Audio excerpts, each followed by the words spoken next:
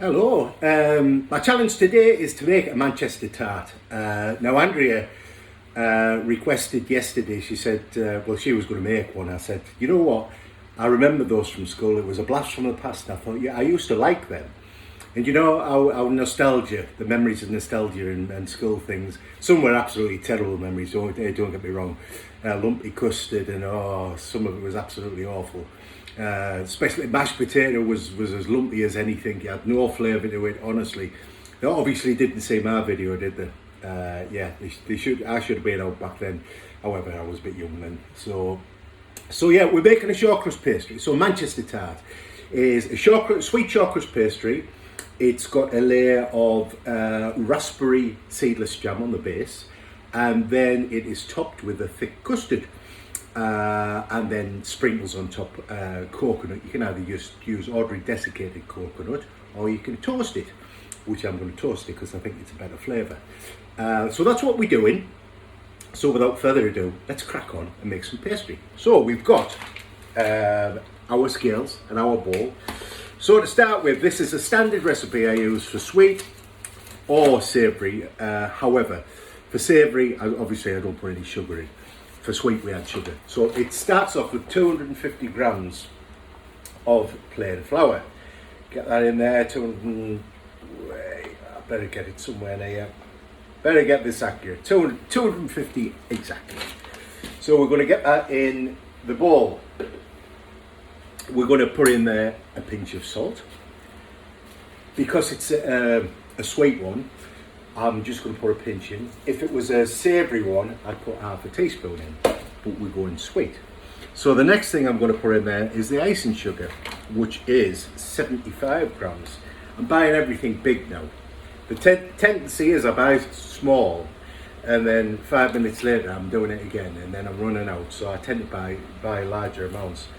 So let's get it in there. 40, 69, 70, 76, and the bit which is on the scales all over, that'll be down to 75. So I'll get that in there. There's our icing sugar. In there, bit of powder left on the bowl, which is good, because we're going to zero that again, and we're going to put our butter in, which is 150 grams. Now the key to pastry is everything cold. Now I know some people that will put the pastry in the freezer, I always get ahead of myself with my words. Flour in the freezer. They'll even put the butter in the freezer and actually grate it in. So there's different ways of doing it, but the key is everything cold and handle it as minimal amount, as minimum as you can. A minimal amount. Easy for you to say, you say. I know. Hey, it's been a long day. So I'm using a variety of butter. So this is my homemade butter from the other day. So I've got a few different packs in there that I've started off with, and then I've not used. So let's get that going. So we've got 58 grams. We've got 100, 130, 140. Look at that, 143. Oh, we need to open the new one. Let's open the new one. I'll only need a little curl off the end. The reason we're cutting it into cubes, of course, we're going to mix it. So it just makes, I'm going to use a machine. You can do it by hand, and that's the way I remember back at school, because I used to do a bit of cooking at school. It was only basic stuff. But we used to do everything by hand. I didn't have machines back then. I only went to a box standard school. Nothing posh. There you go. So basically now all we're going to do, so you can do it by hand if you want, get the lid on the right way is always a good start. And we're just going to mix that together till it resembles breadcrumbs, which shouldn't be long.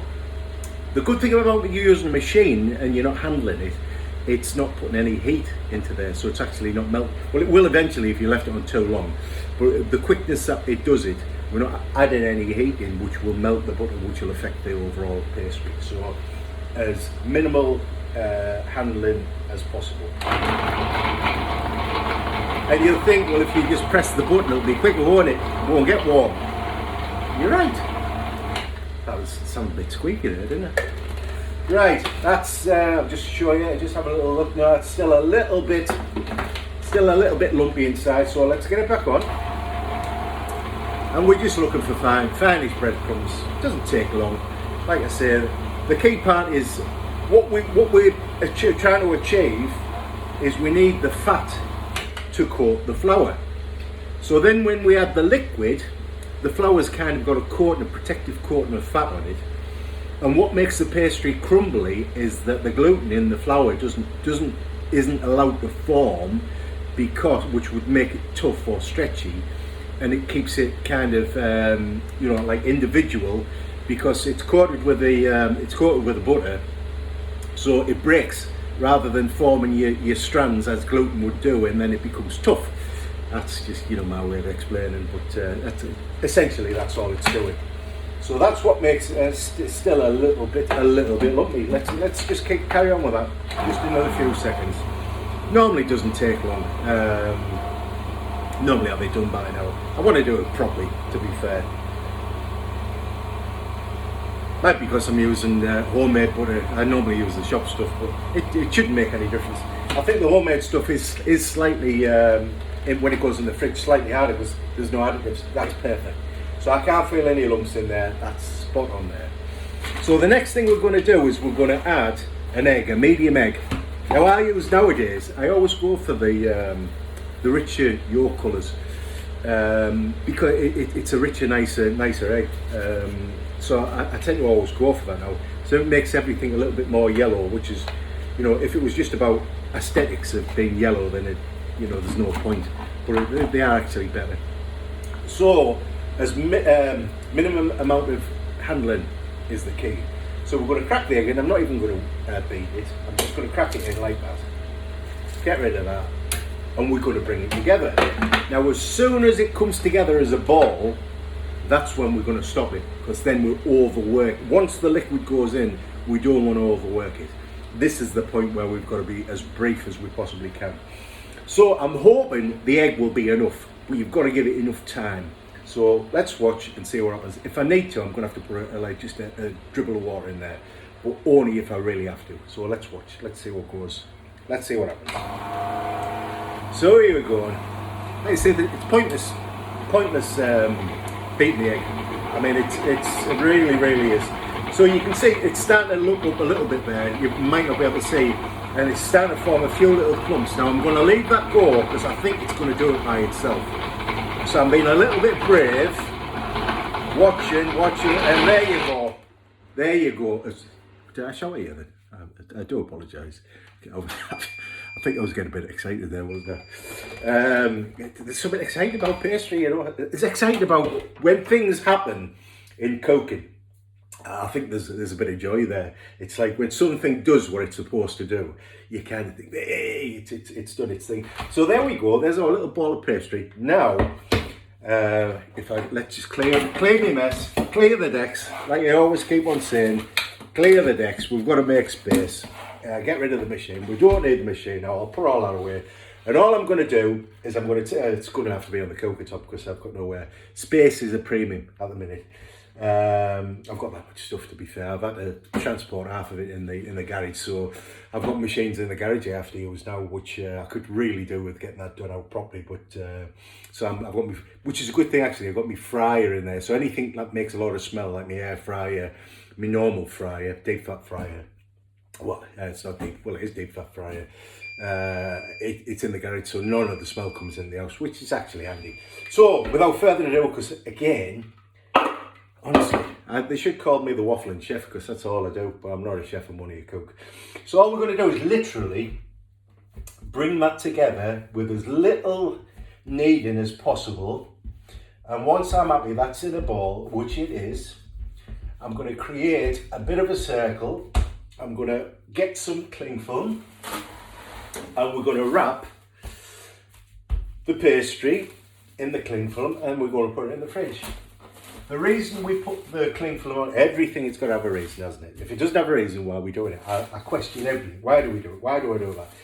Well, when it goes in the fridge, I want to keep it, not contaminated with anything else.